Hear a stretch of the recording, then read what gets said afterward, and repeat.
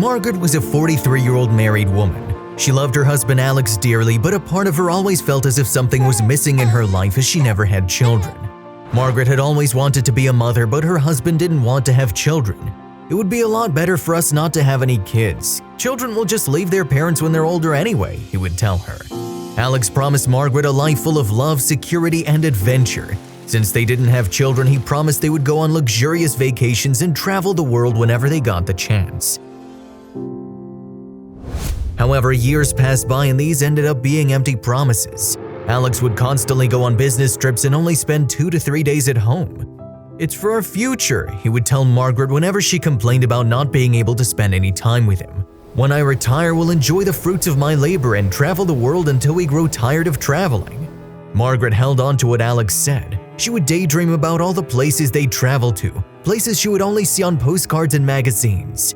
When Margaret retired at the age of 40, she had a lot of spare time. If she wasn't at the yoga studio or the indoor cycling studio, she would be at home, cooking up a storm in the kitchen or watching her favorite TV shows.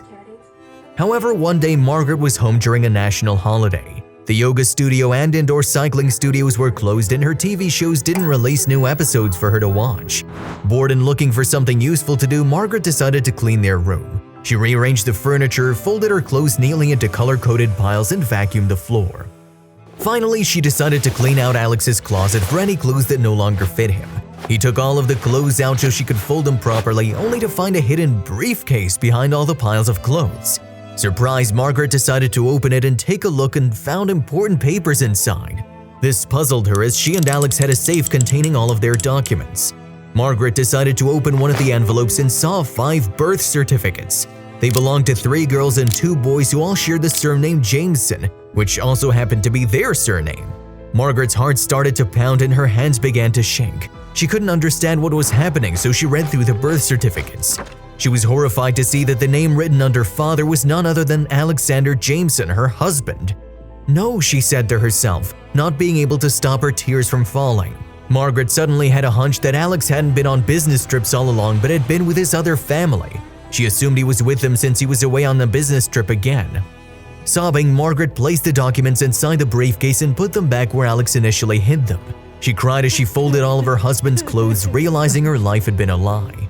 "He didn't want to have children with me because he already had 5, she cried to herself. "What do I do now?" The question lingered in Margaret's mind the entire day. She knew Alex wouldn't be back until tomorrow, so she couldn't go to the address she found on the birth certificates to confront the children or his other woman. When he returned home, Margaret tried her best to play it cool and act as if nothing was happening. She made him breakfast before leaving the house, telling him she'd be back after her yoga session. But instead of the yoga studio, Margaret headed straight to the children's address. She rang the doorbell and a petite woman with light brown hair and dark brown eyes opened the door. "Can I help you?" the woman asked.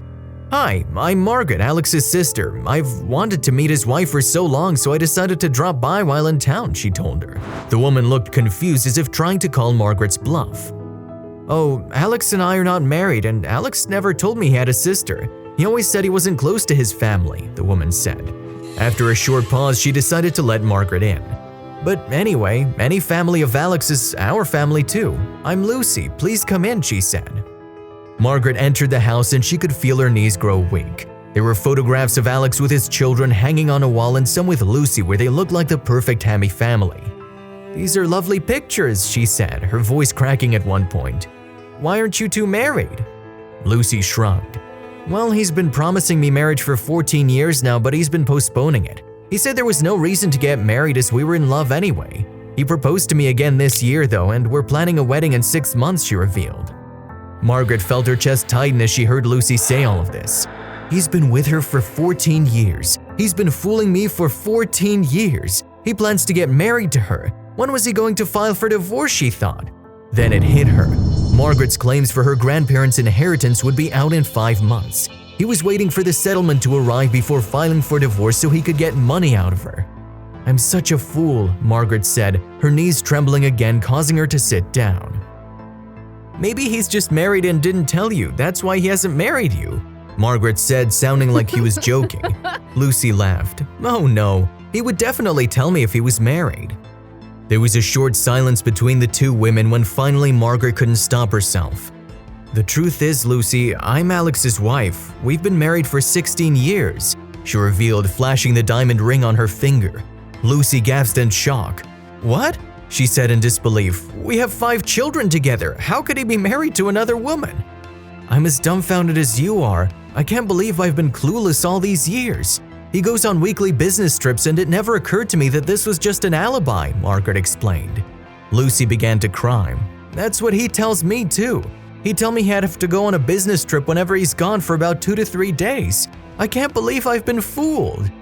The two women found common ground at that moment. They were both heartbroken and were fooled by the same man.